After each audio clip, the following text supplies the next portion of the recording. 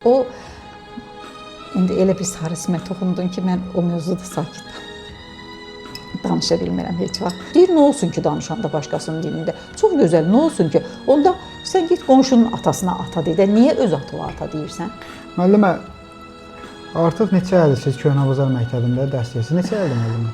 Bu il mənim müəllimlik fəaliyyətimin 40 ili tamam olur. Maşallah. Və mən sənin bu gəlişi elə əslində onu sürpriz eləmək istəyirdim ki, elə bil sən xəbər tutmusan ki, mən müəllimlik fəaliyyətimin 40 ili tamam olur və ona görə gəlmişsən. Tam təsadüf oldu müəllimə, vallahi.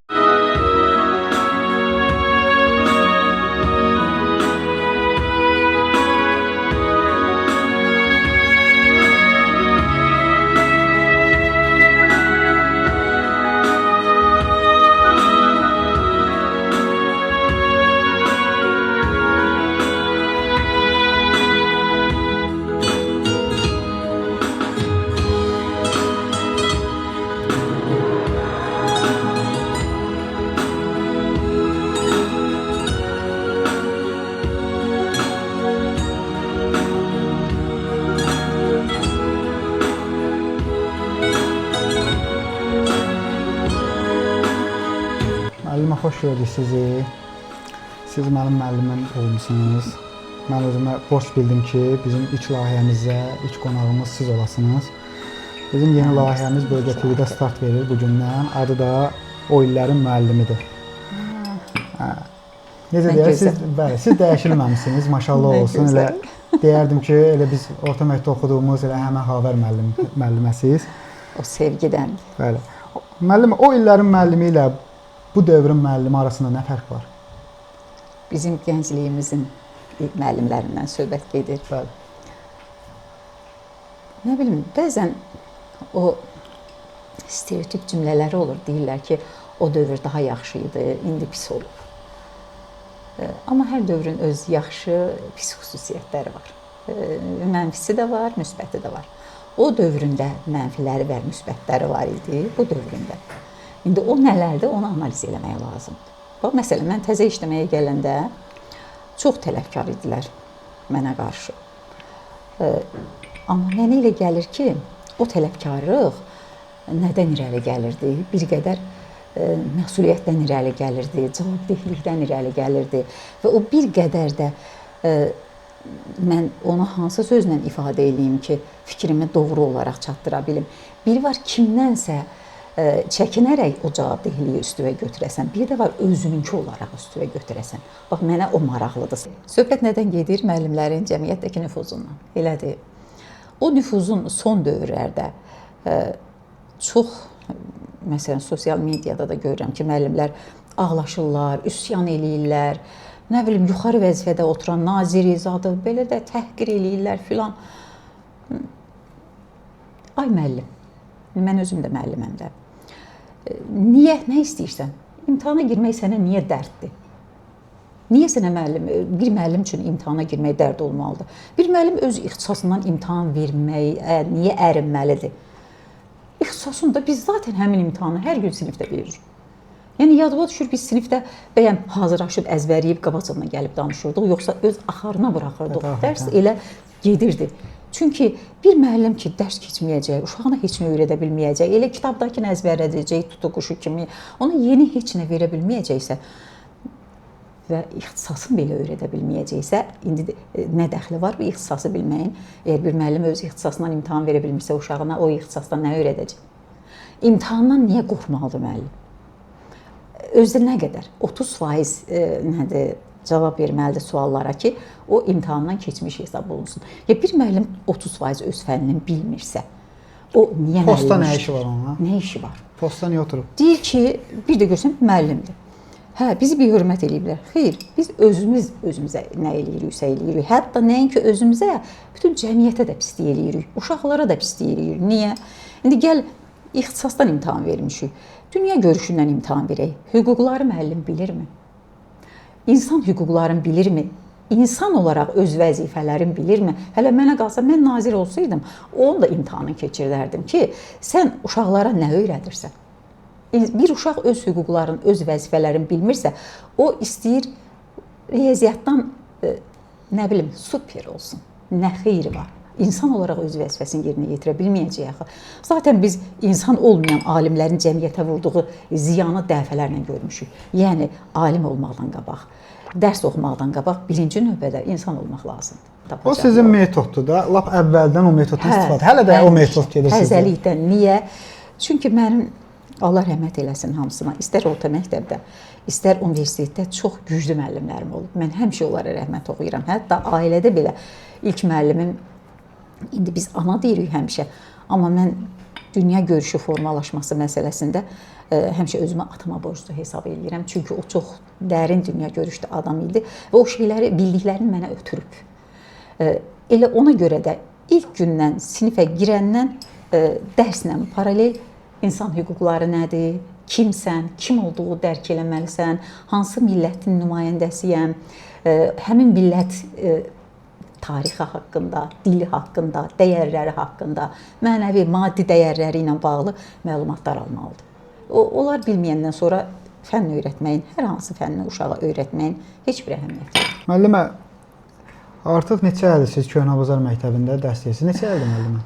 Bu il mənim müəllimlik fəaliyyətimin 40 ili tamam olur. Maşallah. Və mən sənin bu gəlişi elə əslində onu sürpriz eləmək istəyirdim ki, elə bil sən xəbər tutmusan ki, mən müəllimlik fəaliyyətimin 40 ili tamam olur və ona görə gəlmişsən. Tam təsadüf oldu müəllimə, valla. Deyir ki, məsəl üçün il var günə dəyməz, gün var ilə dəyər, amma həqiqətən də bugünkü günümüz ilə dəydi bizim. Müəllimə, 40 ildir Köhnəbazar məktəbində çalışırsınız, çoxlu müəllimlər görmüsünüz, çoxlu müəllimlərlə çiyin-çiyinə işləmisiniz, neçə şagirdlər artıq yola salmısınız, neçəsini qəbul etmisiniz. Bəli. İndi ən yadda qalan şagirdiniz, orta məktəbdə məsələn olur da siniflərdə, hər sinifdə yadda qalan uşaqlar olur, şagirdlər olur. Sən maraqlı bir hadisələr, maraqlı bir söhbətlər. Çox. Yadda qalan bir varsa, məsələn bizə də deyil, tamaşaçılarımız da onu bizdən bəlkə də maraqla gözləyərlər ki, məsələn dərsdən qaçmaq var idi o vaxtda. Sizin dərsinizdən biz qaça bilmirdik sözüm açıq, çünki sizə bir zəhim var idi. Biz sizə hörməti həqiq eləmişik, amma müəllim var ki, o neçə ildə o hörməti qazana bilmir. Bəlkə də indi də elədir. Nurlan, deməli, bu 40 ilə əslində o qədər şey sığışdırmışıq ki, biz elə təzəcə işləməyə başlayırdıq ki, aləm qarışdı bir-birinə. Ondan bəri 2 müharibə yola salmışıq. Şəhid xəbərləri, onlar hamısı bizim mənəviyyatımıza zərbələr vurub, şagirdlərimizdə. O indi elə bir sarı simə toxundun ki, mən o mövzuda sakit danışa bilmirəm heç vaxt. O şəhid xəbərlərini almaq bizim üçün o qədər ağır bir şey idi ki, o şeyləri yaşamışıq. Sonra da 30 ildən sonra milli müstəqilliyimizə, torpaqlarımızın azad olması, yəni milli müstəqilliyin əldə olması da bizim o müəllim işlədiyimiz dövrə təsadüf eləyir də. O qədər zəngin bir 40 ildir ki, mən elə bilirəm ki, bu bir 40 il deyil, bu 40 ilin içində 40 dənə 40 il var. Çox şeylər yaşamışıq həqiqətən. Və ən çox yadımda qalan, bilirsən nədir? Bizdə elə bir fikir yaratmağa çalışırdılar ki, o da kənar təsirlər, o da siyasətin, təbliğatın, siyasi təbliğatı idi. Cəmaatı inandırmağa çalışırdılar ki, Qarabağ heç vaxt bizə qayıtmayacaq. Heç vaxt qayıtmayacaq və buna inandırmağa çalışırdılar. Axı, avam insanlar da inanırlar. Mif var idi da. O mifi yaratmaq istəyirdilər ki, erməni siyasətinin də elə ən alçaq cəhəti odur da, o psixologiyaya təsir eləmək istəyir. Və düşüncəsi məncə normal adamı ona inandırmaq olmaz, amma axı hamıdan eyni anlayışı gözləmək olmur. Hamıdan eyni səviyyəni, hamı məlumatlı deyil axı keçmişlə bağlı, siyasətlə bağlı, erməni xisləti ilə bağlı məlumatlı deyil axı. Həmişə söhbət düşəndə o 30, təxminən 30 il çəkdi də, deyirdilər ki, ay müəllim, yəni Qarabağ qayıdar bizə. Biz elə bilirik ki, heç vaxt qayıtmayacaq. Və həmişə bir mənalı şəkildə də başqa reaksiya olmayıb. Həmişə eyni reaksiya. Sözü kəsmişəm yarımçıq. Həmən, hətta biraz da yüksək tondan qayıdacaq. Mütləq qayıdacaq. Sonra o 44 günlük müharibənin sonunda Qarabağ torpaqları qaytarılandan sonra uşaqlar bilirsən nə qədər bəlkə onlarla şagirdlərim, keçmiş şagirdlərim zəng elədilər. Dedilər ki, müəllim bizi bağışlayın. Çünki siz o qədər inamla danışırdınız ki, Qarabağ mütləq bizim olacaq. Bunun ikinci variantı yoxdur. Tək variant bu da. Çünki mən bilirdim ki, biz məcburuq, bizim ikinci yolumuz yox idi. O mütləq qayıtmalı idi. Bizdə deyir, öz-özə heç nə demirdik ki, xətti üzə deyər. Amma sonra ayrılandan sonra deyirdi ki, ay müəllim, deyirsən də, özün dediyinə inanırsan. Yəni, evdə valideynlər elə danışırlar yanlarında, ətrafda, küçədə, qohum, əqraba ilə danışırdı, əşik getdi Qarabağ, hara qayıdacaq. Amma o qədər o nüans yadlarında qalıb ki, uşaqların. O qələbədən sonra mənə çox zənglər gəldi. Hətta məktəbə gələnlər oldu ki, üzr istəməyə gəlmişik. Çox gülmüşük sizə, deyir, gülmüşük. Gəlirdi, yanınızda gülmürdü, amma kənarda gülürdü ki, müəllim necə avam-avam danışır, Qarabağ bizə verərlər. Amma şükür ki, mən necə deyərlər, onu hansı sözlə ifadə eləməyim, mən pərt olmadım da, Allah mənim üzümü qara çıxartmadı. Çünki çox inanırdım. Çünki bilirdim ki, bizim başqa yolumuz yoxdur. Bu mütləq olmalıdır. Ən çox o yadımda qalıb və məktəbdə də özüm də hiss eləyirdim. Dərsin belə ən şirin yerində Qarabağdan söhbət düşəndə bəlkə də uşaqlar bilirdim. Onu çox gözəl bilirdim ki, uşaqlar çox vaxt dərsdən yayınmaqdan ötürü söhbəti Qarabağdan salırdılar ki, müəllim başlasın Qarabağdan danışmağa və dərs qalsın. Mən onu bilə-bilə yenə Qarabağdan danışırdım. Danışırdım çünki mənim özümün də ona ehtiyacım var idi. Gərəkli bilirdim. O insanın öz doğruları olur, uşaqları da o doğruları inandırmaq istəyir. Mən özüm ona inandığıma görə uşaqları da inandırmaq istəyirdim ki, yanlış yola yönlənməsinlər. Hətta evlərinə də əl atırdım ki, gedin evlərinizdə də deyin ki, bu mütləq olacaq. Müəllimə, telefon təzə çıxmışdı deyəsən. Şimdi siz kimdəsə telefon tutmuşdunuz şagirdlərdə. Təzə çıxmışdı deyəsən, onda 6300 var idi. Tək adımlarda olurdu. Bəli. Almışsınız telefonu ələ, baxırdınız orada. Bir dənə qadın şəkli var idi telefonun ekranında. Sonra qaleriyaya dediniz ki, bu kimdir? Deyə anamın şəklidir. Sonra adını oxusuz yazmış, yatmış gözəl. Yazda düşür o. Elə bir şey var idi. O qədər olub ki, onlardan. Sonra o papiros tutmuşdu, sigaret məsələn şagirdin cibindən çıxarır, deyə əfsanədir. Sonra görür, sigaretlər həqiqətən də əfsanəymiş. Deməli, yalan deyirlər. Dedim, mənə demək istəyir ki, əfsanədir. Yəni, boş söhbətdə inanmayın.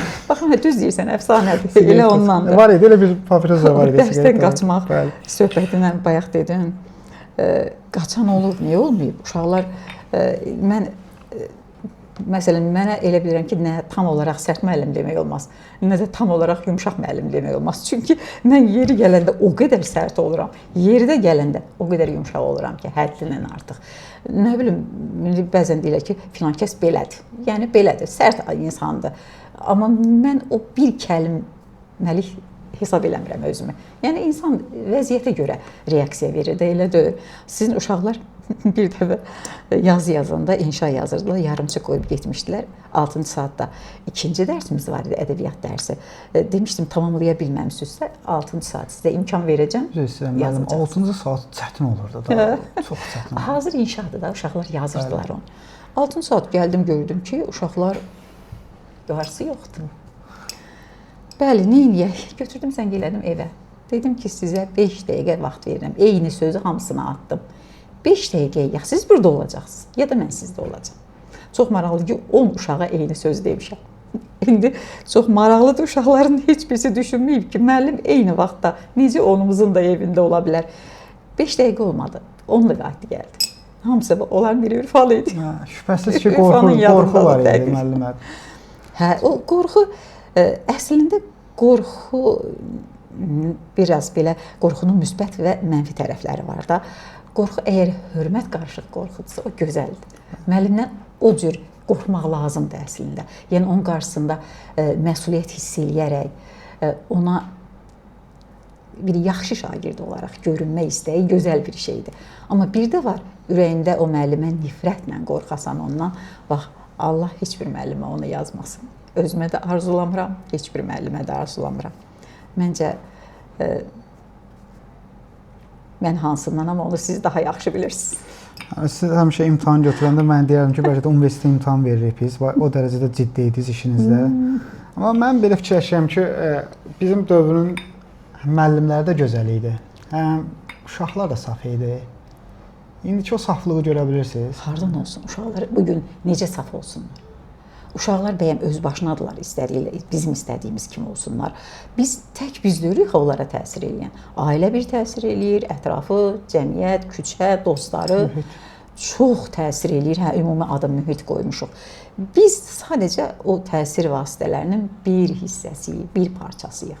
Biz tam olaraq, mən şəxsən belə hesab edirəm ki, müəllim heç vaxt deyə bilməz ki, mən uşağı heç vaxt qoymaram, yanlış yola düşsün. Uşaq 24 saat sənin yanında deyir axı. Biz ancaq 4 saat, 5 saat uşağı yanımızda tuta bilirik. Ona görə də nə məcburiyyət, nə qorxu heç nəyi həll eləmir. Uşaqda düşünmə qabiliyyəti formalaşdırmaq lazımdır. Yadva düşür, kitab oxuyun deyirdim sizə. Bəli, hər yay tətilinə qaydanda biz kitab, ən azından 2 kitab, bir kitab. Ən çox bizdə deyəsən İlahə idi bizə ən çox kitab oxuyan. Oxuyurdu, oxuyanlar var idi, Bəsti var idi. Oxuyurdu, İlahə oxuyurdu, Şəfəq oxuyurdu. Var indi adları hamısı Birdəmir adamın yadına düşmür, amma sizdə var idi oxuyan uşaqlar. Çox idi. Siz Mahizər müəllim uşaqlarısınız. Mənim Mahizər müəllim siniflərinə qarşı xüsusi bir simpatiyam var. Çünki oxumaq bir yana qalsın, amma davranışları ilə həmişə seçilirlər Mahizər müəllimin sinifinin uşaqları. Ona görə həm də İlahə oxuyurdu sizin sinifdə. Çox heç kəsə onu deməmişəm indiyə qədər. Onu deyəcəm sənə ki, əslində o qədər də uşaq nazlayan müəllim deyiləm. Bəzən o sərt tərəflərim daha çox olur. Amma məsələ burasındadır ki, biz İlahəni 14 ildən sonra dünyaya gəldiyinə görə Mənzərə müəllimin ailə qurmasını... Amma o ayaqlaşdı da, uşaqlarla oxudu. Heç vaxt gördüm, bir dəfə hazırlıqsız gəldi məktəbə. Yox. Deməli, o gəlib 5-ci sinifə keçəndə siz, mən adətən B siniflərini götürürdüm. İlahiyə görə məcbur oldum B sinifini götürdüm. Normalda mənə B-ni vermişdilər. Həm də əziz tamaşaçılar xalası idi İlahənin, Mənzərə müəllimin bacısı həm də. Hə. Onu da necə saxlamışdıq da gözümüzün üstündə, ovucumuzun içində. Mənə dərd oldu ki, mən neyniyəcəm? Axı, uşaqlar arasında ayrı seçkilik söhbəti salmaq ən açığım gələn şeydir də, kim olursa olsun. Yəni, öz qızım dərs dediyim sinifdə oxuyub, mən danlamaq lazım olanda birinci onu danlamışam və evdə də həmişə onun narazılığını eşitmişəm ki, niyə sən heç vaxt bizim tərəfimizi tutmursan? O da günahlandırırdılar məni, amma böyüdülər. Bilirdim ki, böyüyüb anlayacaqlar. Böyüyəndən sonra dedilər, elə gözlədiyim kimi dedilər ki, nə yaxşı ki eləmişsən. Çünki o ayrı seçkilik uşaqların psixologiyasına zərbə olur da, balta çalır. Üzr müəllimə, o yaxşı nüansa toxundunuz. Kasıb və varlı şagird. Var, indi ayıranlar var, fərq qoyanlar var. Kasıba ayrı, varlıya ayrı. Aydın məsələdir ki, hamı varlı ola bilməz, hamı imkanlı olmaz. Kənd yerində yaşayırsa, kəndin də əksəriyyəti kasıb tərəf olur. Elə şəhərdə də kasıb hər yerdə var. Şəhərdə çox da gözə çarpmır da, amma kənddə tanıyırlar ən azından məsəl üçün. Hə, kimin kasıb olduğunu gizlətmək olmur da, ailəsini tanıyırıq, nəslini tanıyırıq. Həm geyimdə də. İndi maşallah uşaqlar yaxşı geyinir, qəşəng geyinir. Mən baxıram. Bizim vaxtımızda necə deyir, üzr istəyirəm, rezin sapoqla da gələnlər var idi. Yazı yarıda müəllimə. Belədir. O çətin dövr idi axı. Biz nə zamanla belə rifah halımız yaxşılaşdı. Yadıma düşür, Heydər Əliyevin o əsrin kontraktının imzalaması. Əsrin kontraktını imzalayanda o dedi ki, biz bunun bəhrəsini 2005-ci ildən sonra görəcəyik. 2005-dən sonra hələ miskal gəlməyə başladı o. Bizim vəziyyətimiz 20-ci ilə yaxın düzəlməyə başladı ki, düzələndən sonra da biz müharibəyə cəsarətimiz çatdı. Bəli, o özümüzə hazır hiss elədi ki, biz artıq müharibə eləmək iqtidarındayıq, qələbə çalmaq iqtidarındayıq. Hə, çətin idi. Amma bu varı kasıb söhbəti. O da elə bir mövzudur ki, ümumiyyətlə varı kasıb anlayışı baxır hansı cəhətdən. Məsələn, insan maddi cəhətdən varlı ola bilər, əqli cəhətdən varlı ola bilər və yaxud mənəvi cəhətdən üstünlükləri olar. Nə bilim, bir çox cəhətdən varı kasıb anlayışı var və elə uşaqlara da çalışıram onu başa salım ki, varlı olmaq pulla ölçülmür. Düşürlər, başa düşürlər. Düşəni var. Zaten tarixin heç bir dönəmində insanlar hamısı başa düşən olmur. Hər dövrdə yaxşı da olur, pis də olur. İndi hərdən deyirlər keçmiş yaxşı idi. Bax sən də həmin cümləni işlətdin. Keçmiş yaxşı idi, bugündən daha yaxşı idi.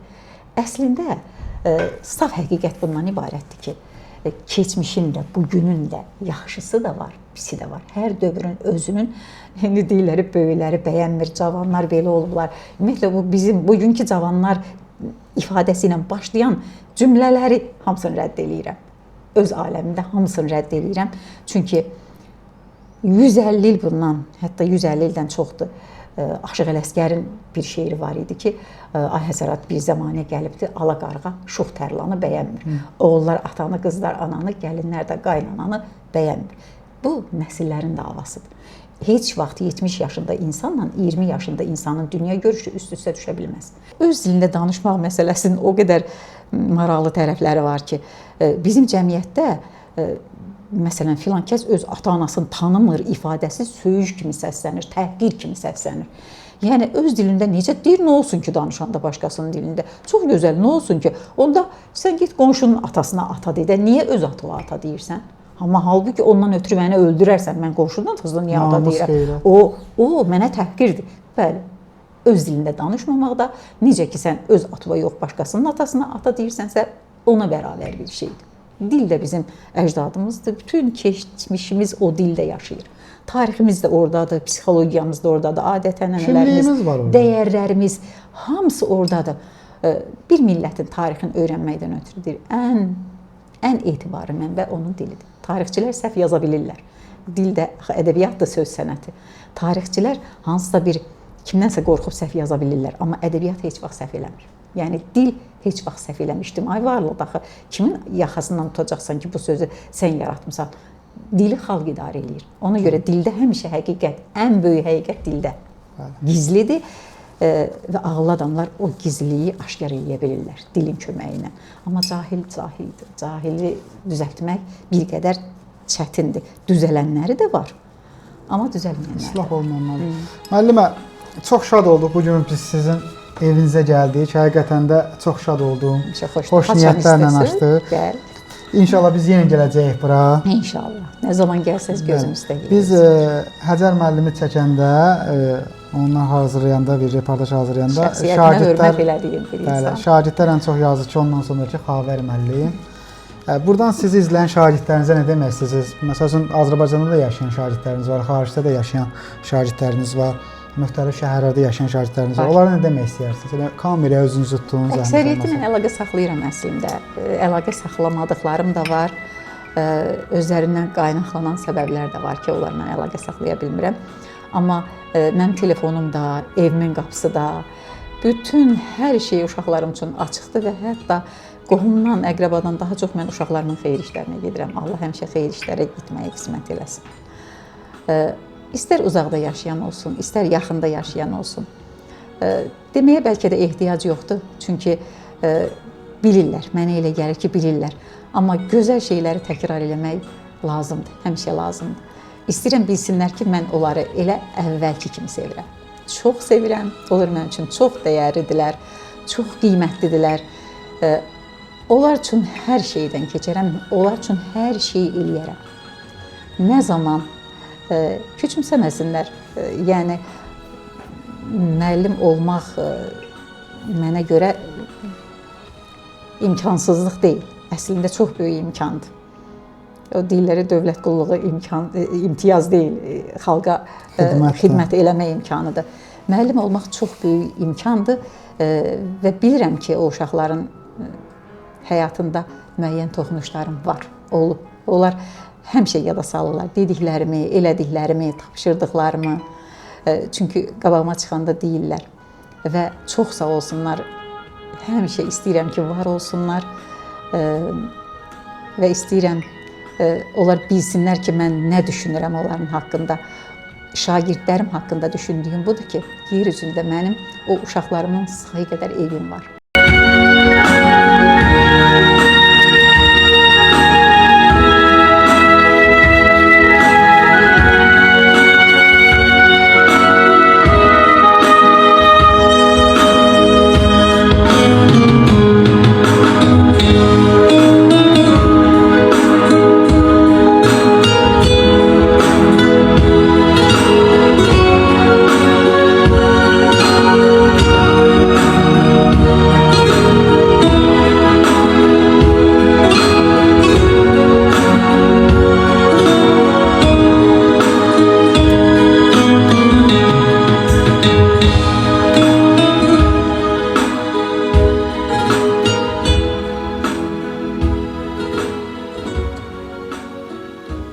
O illərin müəllimi layihəsinin qonağı Xavər müəllim oldu.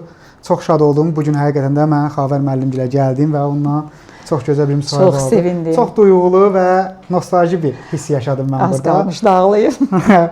Mən dağlatmaq istədim arada. Və qapım da həmişə üzünüzə açıqdır, hamımızın üzünə açıqdır. O cümlədən sən də onların birisən. Yenə fərq qoymuram. Heç kəsə fərq qoymuram. Bu qədər. Çox sağ olun müəllim. Allah hamımızı xoşbəxt eləsin. Çox sağ olun. Minnətdaram sizə.